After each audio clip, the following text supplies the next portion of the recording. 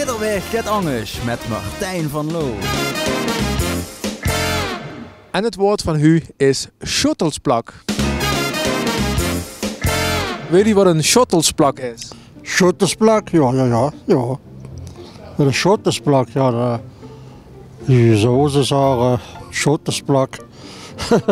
Ik weet wat het is, dat deze niet heb. Voor wat het spuren is. Een schottelsplak is een afwasdoekje. Daar was je mee af. Een schottelsplak, weet je wat een schottelsplak Die is? weet ik wel, ja, dat is een vaatdoek. Die weet ik wel, maar dat is heel Limburg, dat weet ik wel. Maar hoezo weet je die dan wel? Ja, van mijn oma geleerd. Theedoek. Ja. Voor de vaat te drogen. Wie van jullie twee gebruikt hem dan? Alle twee eigenlijk, Ja, hè? goed, ja, ik meer met de keuken. Ja, du was je meer af. Keuken is meer mijn terrein. Dat is Doe een dat. afwasmachine. Schottelsplak is meer van de kanten van wieleren en zo. Wenn ze in de keuken nou werken, is er zo'n schottelsplak op. En doe je die zelf ook wel eens dragen of dat niet? Ja, af en toe wel. Moet maar, hè. Als de vrouw niet wil, moet iemand dat doen, hè? Ik geef er niks te eten af en toe.